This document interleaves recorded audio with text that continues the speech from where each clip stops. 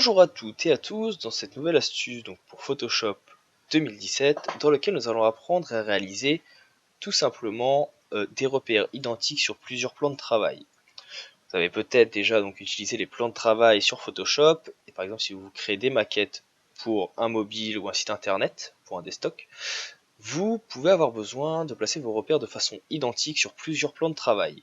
Le problème, c'est que ce n'est pas forcément intuitif pour savoir comment faire. Par exemple, ici, vous voyez, sur le plan numéro 4, j'ai mes 12 colonnes qui ont été donc faites par repère, mais il peut manquer, malheureusement, lorsque vous créez de nouveaux plans de travail, comme je suis en train de le faire, les repères qui apparaissent.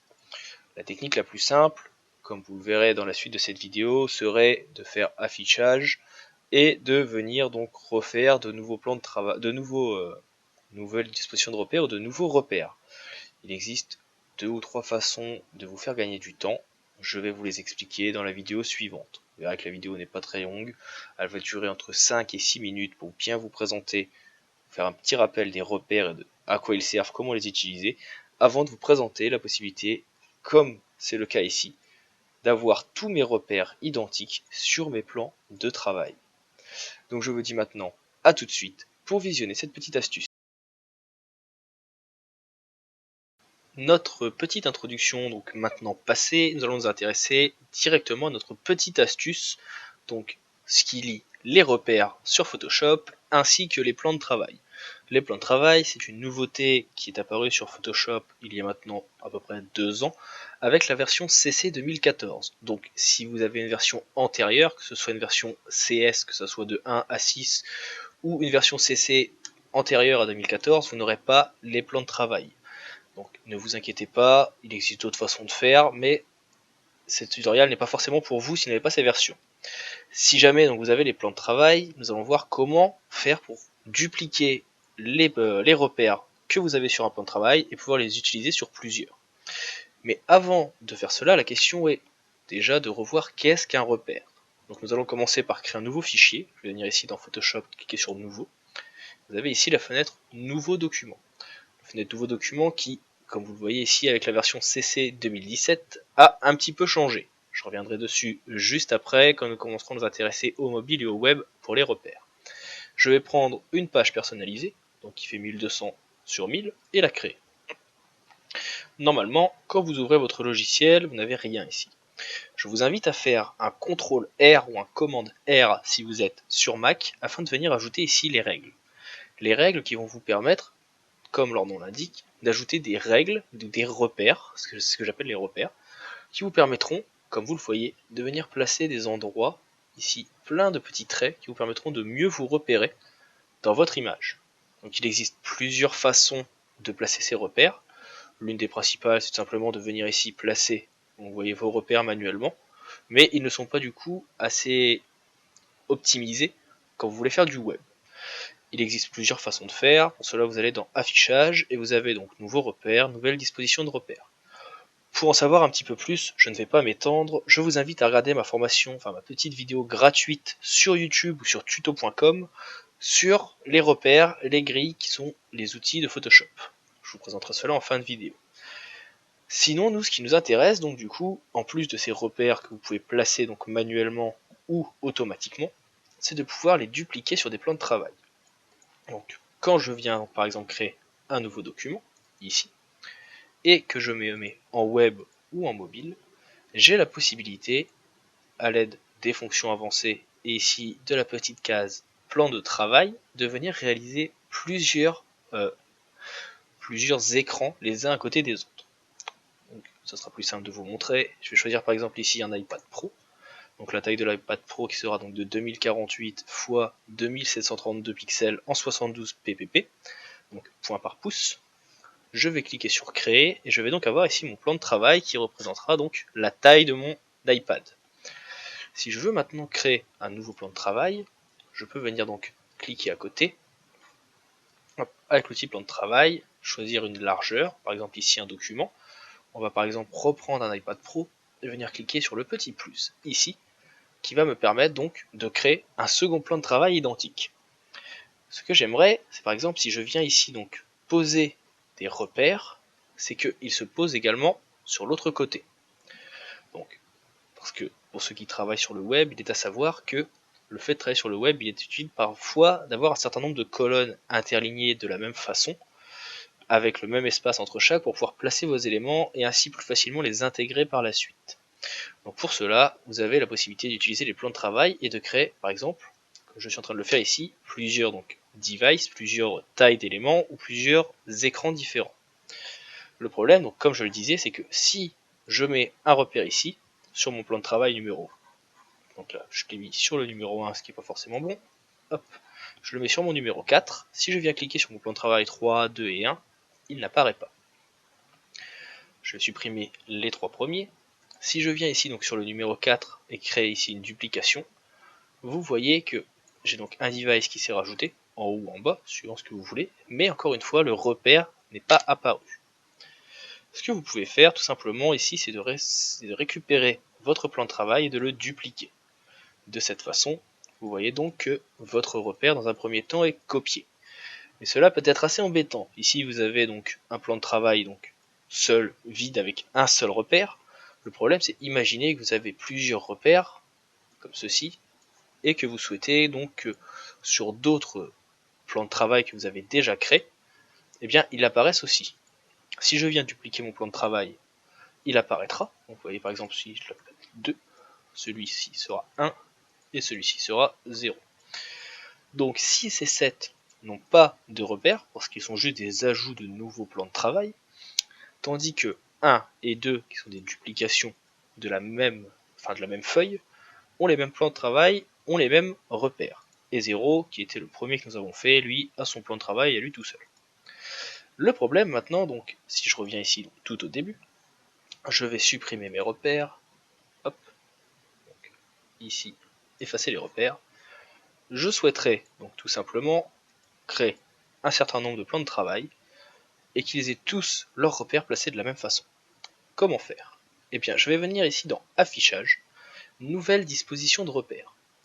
Je vais choisir qu'il y ait 12 colonnes, c'est ce qu'on choisit en général avec Bootstrap, donc 12 colonnes, et je vais pouvoir ici donc cliquer sur OK et avoir mes 12 colonnes sur mon image. J'aimerais maintenant que les plans de travail 2, 3 et 1 les aient également. Comment faire pour que ce soit le cas? Eh bien, il y a une petite astuce, une petite fonctionnalité que les gens n'ont pas tendance à voir, qui se trouve de nouveau dans Nouvelle disposition de repères ici, et qui vous permet en fait de cibler le nombre de plans de travail sur lequel vous souhaitez placer vos repères. Vous pouvez le placer par exemple uniquement sur le plan de travail 1, sur le plan de travail 2, 3, 1. Et ce que vous pouvez faire également, c'est venir ici sélectionner tous les plans de travail. De cette façon, tous les repères que vous aurez placés ici seront donc dupliqués et identiques sur chacun de vos plans de travail. Vous n'avez plus qu'à cliquer sur OK, et de cette façon, quel que soit le plan de travail que vous choisirez, vous remarquerez qu'il aura le même nombre de colonnes que vous aurez définies. Si vous voulez venir créer une nouvelle page ici, donc plan de travail numéro 4, il ne vous restera plus qu'à venir faire donc affichage, nouvelle disposition de repères, donc plan de travail sélectionné, c'est le plan numéro 4, 12 colonnes toujours, et je clique sur OK. Si vous souhaitez maintenant, par exemple, créer un nouveau plan de travail sans vous embêter, encore une fois, aller dans nouvelles dispositions de repères, etc., eh bien vous avez qu'à sélectionner votre plan de travail et le dupliquer. Et de cette façon, vous avez donc l'équivalent de tous les repères sur les mêmes plans de travail ou de travaux.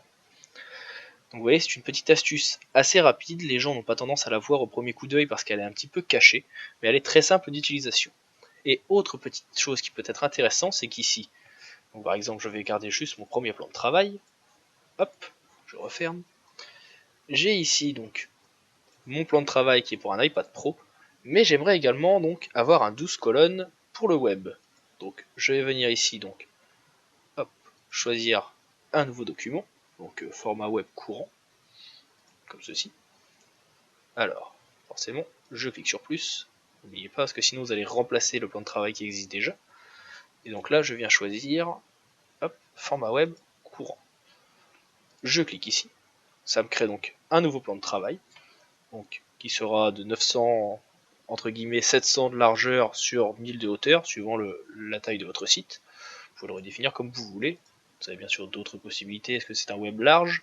Est-ce que ça sera une icône, un MacBook Pro, etc. etc. Donc là on va venir sur un web large plutôt. Hop, et je crée donc mon plan de travail. Et je veux que également celui-ci ait donc 12 colonnes. Et bien de nouveau vous pouvez venir faire donc nouvelle disposition de repères. Et vous voyez qu'ici, il prendrait également donc les 12 colonnes. Mais ce qui est intéressant, c'est que si je viens donc effacer, même sur le plan de travail numéro 1, mes colonnes, j'efface les repères, je viens faire donc affichage, nouvelle disposition de repères, je sélectionne toujours tous mes plans de travail, et vous voyez que, quelle que soit la taille, vos repères vont se placer automatiquement de la même façon, même si votre image ou votre plan de travail est plus petit d'un côté et de l'autre. Vous avez bien ici vos 12 colonnes, 1, 2, 3, 4, 5, 6, 7, 8, 9, 10, 11, 12, et ici les 12 également. Et cela vous permettra tout simplement de venir faire du responsive pour vos sites internet.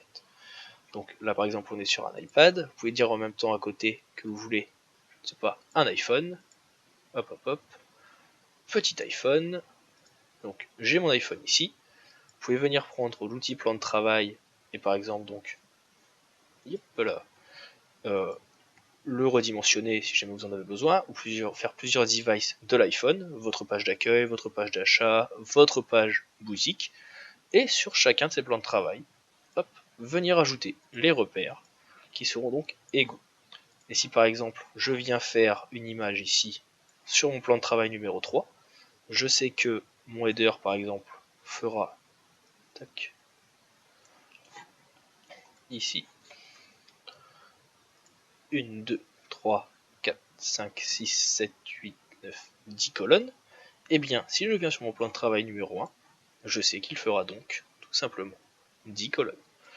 Petite astuce également tant qu'on y est, n'oubliez pas d'ajouter le magnétisme qui vous permettra de faire donc des carrés qui seront collés à vos repères, et vous avez donc ici la possibilité de venir faire l'équivalent de vos images d'un device sur l'autre. Donc ça peut être toujours utile. Voilà pour cette petite découverte des repères et des plans de travail. Si jamais vous avez des questions, bien sûr, n'hésitez pas à m'en faire part. Si jamais vous avez des demandes de tutoriels, n'hésitez pas non plus à me demander des astuces, un outil que vous souhaiteriez découvrir. Je serai bien sûr à votre disposition pour vous aider. Je ne sais pas si vous avez vu, j'en profite également, cette vidéo sur YouTube ou sur tuto.com. Si vous avez vu cette vidéo sur YouTube, donc n'hésitez pas à laisser un petit pouce bleu ou à cliquer sur s'abonner. Plus il y aura de personnes qui s'abonneront à la chaîne, plus la chaîne sera visible et donc me permettra simplement d'offrir mes compétences aux gens. Tandis que si jamais vous êtes sur tuto.com, n'hésitez pas à aller voir les autres tutoriels, vous trouverez assez régulièrement des tutoriels gratuits sur Photoshop, des tutoriels astuces, mais aussi sur les suites Illustrator, sur InDesign ou sur le web. Pour cela, vous allez tout simplement venir dans la barre de recherche, vous tapez mon nom, Olivier Cracus, et normalement vous verrez apparaître cette page-ci sur laquelle vous retrouverez mes tutoriels. Pour la page donc de YouTube, de la même façon, Olivier Cracus, et vous retrouverez mes formations et mes tutoriels gratuits sur lesquels vous pourrez bien sûr me poser des questions si vous en avez besoin.